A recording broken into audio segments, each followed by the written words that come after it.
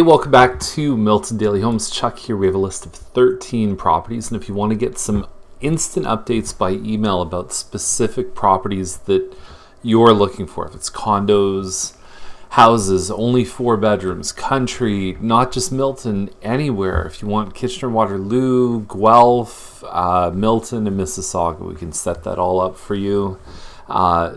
Not limited to that, of course, but if that was your search area, then we could do something there. We could go all the way to Pickering, up to Vaughan and Innisfil and Barrie, and all that stuff is possible to link in on our search.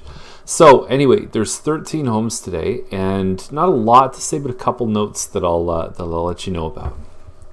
So Cabot Trail at 689, I think looks really, really good. 62 by 120 foot lot. We just sold one almost in the mid-8s on Wilson on a much busier street. I think now I don't know, but here's the thing. I would look at this and I smell blood in the water because the agent is from Niagara Falls or Niagara region somewhere. So to have them come in and price it like this, I get that the home's not perfect. If you look inside, there's still the old wood and melamine cabinets. But I see a lot of potential here. And I see even, if I were to replace the parquet floor, you can also sand and refinish it. And darker parquet actually looks really good. I think it's the honey color that people don't like. But I feel like if you went in and just ripped out every floor in this home, you're probably $15,000 to $20,000. And if you sanded, refinished, and stained, you might be less than half of that. Probably also not a good idea to have a dehumidifier just hanging out. People tend to ask questions. But a wood deck, great yard, and this one definitely is worth more than this, in my opinion. I know it's a changing market, tough to kind of pin values, but very, very attractive price. This could be a good opportunity, especially with having an agent that maybe isn't as in-depth in this area. They might just say, hey, you know what? I want to sell it. I don't want to drive up there. I've seen it happen before. You don't think that professionals with a license would, but they do. It's scary. Now with Rigo, I don't know if this is probably the most flattering shot out of their gallery. It's a planned 5 corners, so it's the thing is, it kind of feels bigger than it is, and they've got 4 bedrooms upstairs, but it's only 1,600 something square feet, and there's just the one room on the main floor. Great finishes though. You've got a finished basement downstairs, nice size windows, and it's dressed up very nice. And we had a competitor that we had on the market and took it off. Just the sellers needed a bit of a break, but I really thought there was a lot of legs in the 800s for this model and even this particular home. But I also understand too that sometimes if you've got to get moving on your plans, you got to get moving on your plans. And if the market's not going fast enough and your home looks like that and the market is the way it is, the only thing you can really do is adjust the price. And even then, it's not guaranteed it's going to speed up. But anyway, this model has always, I'll say, overachieved in the sense that if you look at a few hundred square feet larger, it tends to get really close to that. And I think because it's one of the more attractive double car garages, like it's a very open layout, and it's also, I think, entry point to get into a double car garage detached home, which in the new area anyway. We just talked about the one on Cabot Trail. So I think this one has a chance of getting some multiple offers, getting lots of action on it, and the price looks really, really good. Now we just sold this model here. It's called a Powell model. This one's on Bowring Crescent, $799. We were at $789, and so this one backs onto green space, finished basement, great finishes inside. Right, it's just a laminate floor. However, if you have kids or pets, the laminate sometimes is even a better choice than hardwood. Even though hardwood obviously looks better, you've got your 4 bedrooms upstairs, which means your laundry goes downstairs. And it just looks like kind of a warm, inviting home. And having the green space behind, It's terrific. That's the Union Gas Trail right behind.